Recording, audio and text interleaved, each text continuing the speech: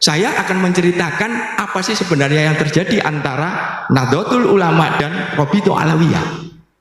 Nah, ini ada beberapa catatan yang ditulis di Suara Nahdlatul Ulama 13 Rabiul Asani 1347 Hijriah.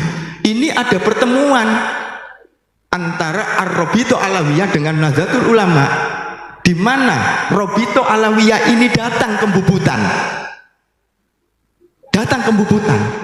Dan ini dari Rabithah Alawiyah itu ada diantaranya yang dipimpin oleh Habib Alwi bin Thohir Al-Haddad Bogor.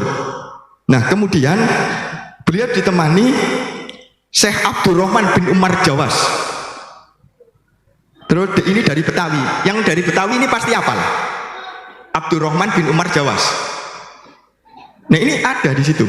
Nah, kemudian ada Sayyid Alwi bin Muhammad Al-Mukhdor dari Bondowoso. Wonten Bondowoso tenggih. Nah, ini yang menerima adalah 18 kiai-kiai pengurus Nahdlatul Ulama PBNU waktu itu. Di antaranya adalah Yai Alwi bin Abdul Aziz, Yai Wahab bin Hasbullah, kemudian Yai Abdul Siddiq. Dan ini sebenarnya sudah ada. Apa yang dibahas? Masalah nasab? Bukan. Kok mau nasab? Tuh kayak saiki. Mana perjuangannya mereka? Ini yang harus diungkapkan. Mana amaliyah dan ubudiyah mbah? Mana siasat dan strategi dakwanya mbah? Kiai-kiai ataupun para wali. Pertemuan Nahdlatul Ulama September 1928 itu tidak membahas masalah nasab. Saya ingatkan. Bagaimana ini membahas tentang ini melakukan kesepakatan atau ijab kabul ya. Nah, ijab kabulnya ini tentang bagaimana membangun ukhuwah Islamiyah antara Nahdlatul Ulama dengan Rabithah Alawiyah.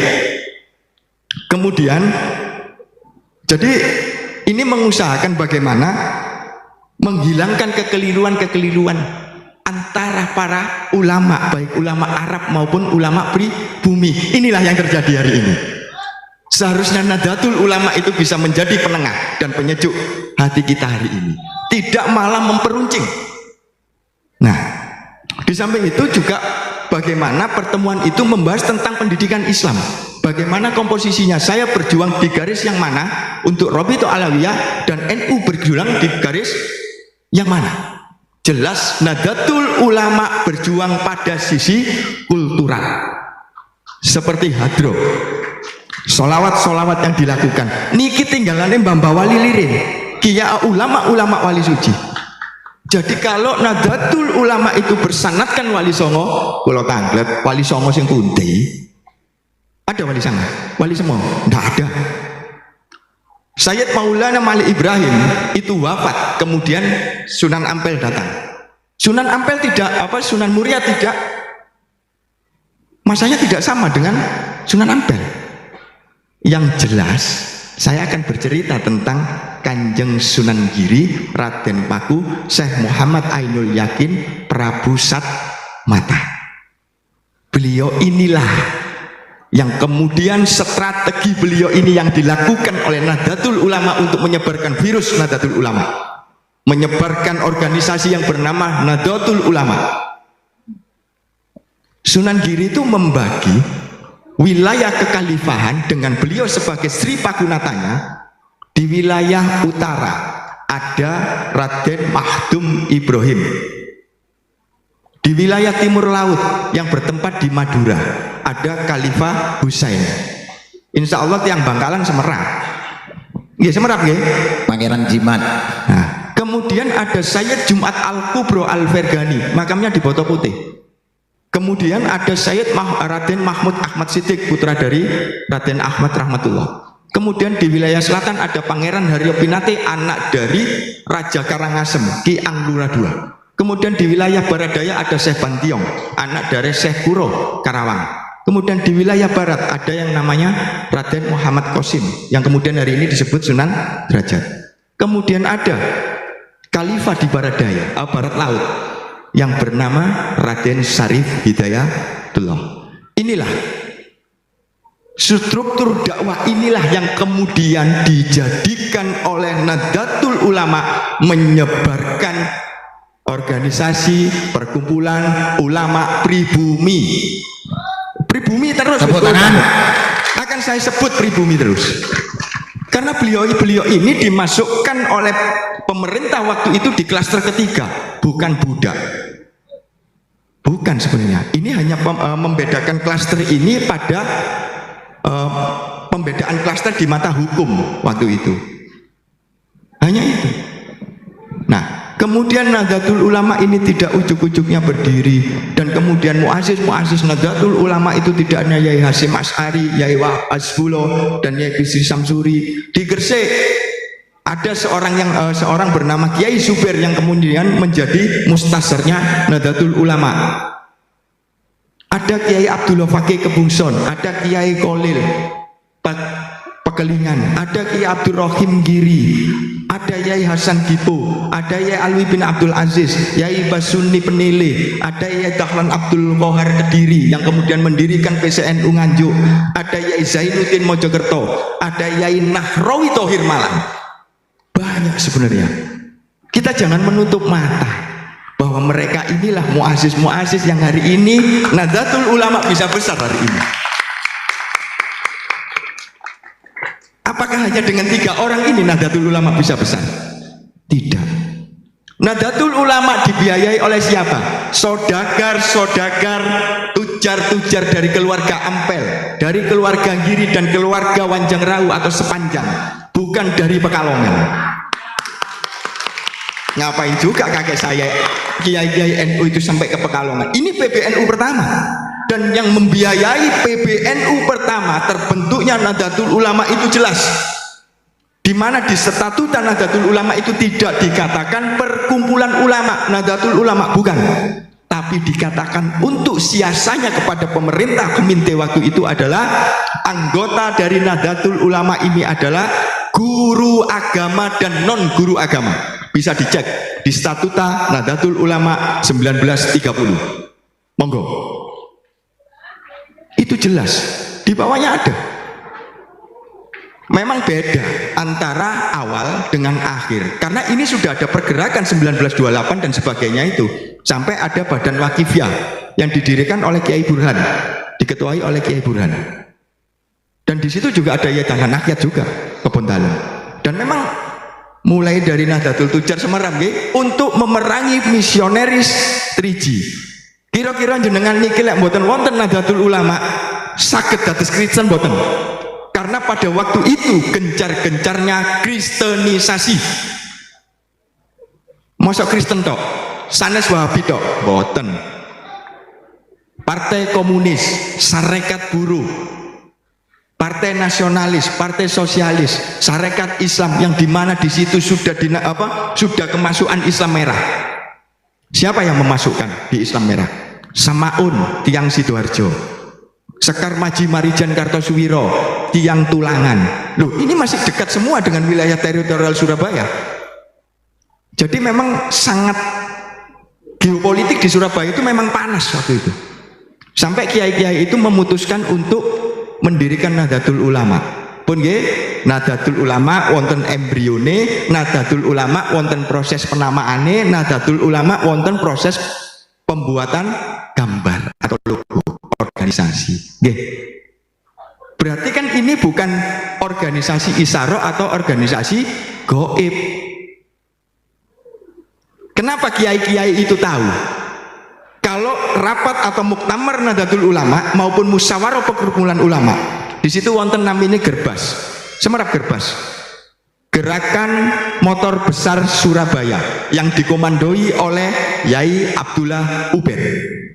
Semerap Yai Abdullah Ubed, pendiri Ansor. Oke, banyak. Jadi memang ini dimanfaatkan oleh kiai-kiai untuk memberikan apa? Sebagai sandi, atau mengirimkan surat-surat kepada kiai-kiai itu. Mboten kiai-kiai itu rapat menengeten terus oh ya wayahe rapat. Mboten, tidak ada. Di ensiklopedia yang tadi saya tunjukkan 1932 ini adalah rangkaian atau kumpulan dari beberapa naskah maupun buku-buku yang ada yang ditulis pada waktu itu 1932, bahwa ketika maraknya yang namanya teosofi atau filsafat-filsafat keagamaan Islam, awal berdiri itu adalah organisasi yang bernama Muhammadiyah. Nah, karena Nahdlatul Ulama ini banyak dari kiai-kiai yang masuk dalam syarikat Islam, di syarikat Islam ini dibuat aturan supaya tidak diperbolehkan dualisme organisasi. Akhirnya Kiai Abdul Halim yang jadi ketua syarikat Islam Majalengka keluar karena tidak diperbolehkan dualisme organisasi. Disinilah propaganda dan koordinir yang dilakukan oleh kiai-kiai Surabaya. Lahirlah Nahdlatul Ulama 1926. Kemudian barulah dibentuk departemen-departemen yang kemudian ada di Gresik, Pasuruan, Kediri, Semarang, Jombang. Nah, ini yang asik, Pekalongan. Kalau ini bisa saya tolerir, tapi kalau PBNU tidak, karena sejarahnya ini adalah dibiayai oleh saudagar-saudagar keturunan Raden Ali Ahmad Rahmatullah, juga keturunan dari Giri, juga keturunan dari Sepanjang. Jadi memang ada pembagian porsi di sini. Siapa sebagai tujar, siapa sebagai umaro, siapa sebagai ulama. Sami nggih kali proses dakwanya Rasulullah nggih. Yang jadi umaro sinten? Sayyidina Umar. Yang jadi saudagar sinten? Sayyidina Utsman. Yang jadi ulama Sayyidina Ali. Nggih.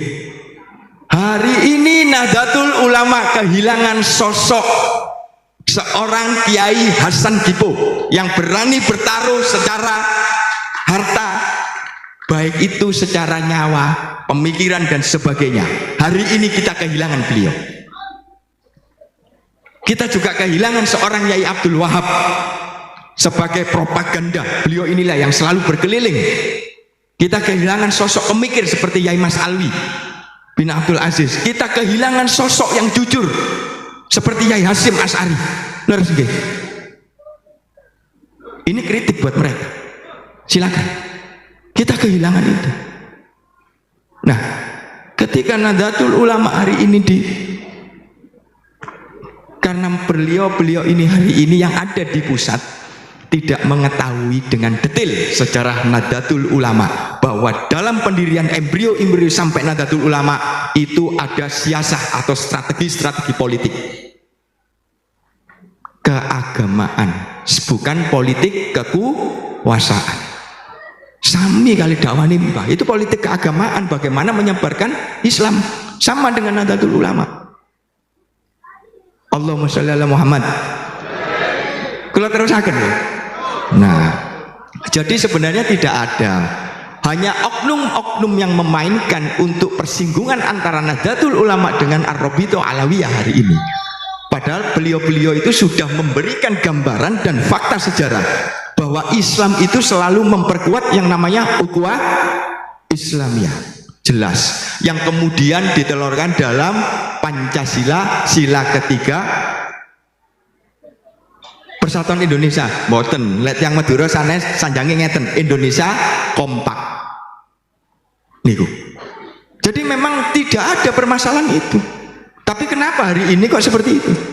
Kita harus berkaca kepada kiai-kiai sepuh yang mendirikan Nahdlatul Ulama, Habib-habib yang mendirikan Rabithah Alawiyah. Kita harus berkaca di situ. Karena tidak ada pergesekan dan sebagainya. Kinten-kinten lek mboten wonten Nahdlatul Ulama pripun kondisi Indonesia ini bagaimana? Ya mungkin wis wonten Wahabi, nggih, PKI, komunis dan sebagainya sudah berkembang. Disinilah Nahdlatul Ulama sebagai filter. Niki Nadiyin kali Nadiyat sedanten mboten? Nah, ini pertanyaannya. Karena memang organisasi Nahdlatul Ulama ini tidak hanya di Nusantara, tapi di dunia. Ini adalah simbol bola dunia yang ada dalam gambar Nahdlatul Ulama. Nahdlatul Ulama itu adalah tali jagatnya, dan di situ ada tali itu yang melingkari itu adalah 99 Asmaul Husna. Itu ada artinya. Nahdlatul Ulama pun ada artinya. Secara fikihnya bagaimana, secara sorofnya bagaimana, itu banyak.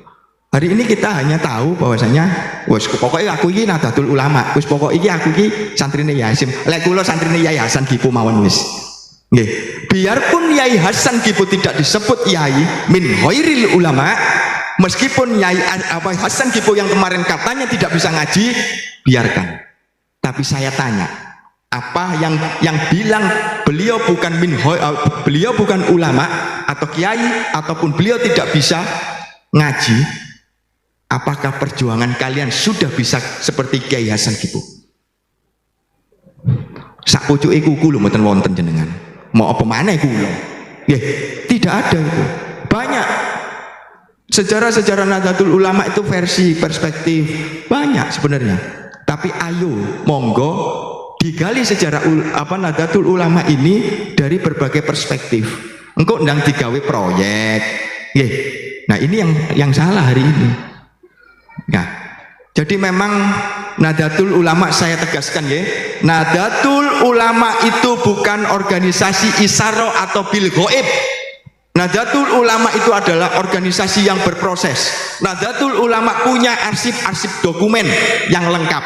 Ten pundi? Sanes ten PBNU. Di keluarga Kiai Umar bin Burhan di Gresik. Kalaupun siapa yang mau menggali tentang PCNU Malang, PCNU dan PCNU Karawang dan sebagainya, kalau PWNU Jawa Barat kemarin sudah telepon menggagas tentang ahli sunnah wal jamaah atau aswaja, sudah telepon kemarin. Adanya di Gresik, mboten ten pundi-pundi. Ini sejarah Nahdlatul Ulama tersimpan rapi. Jenengan kedah yakin. Quran mawon dibukuno apa maneh sejarahnya Nahdlatul Ulama. Cakap semanten nggih, cukup hari ini.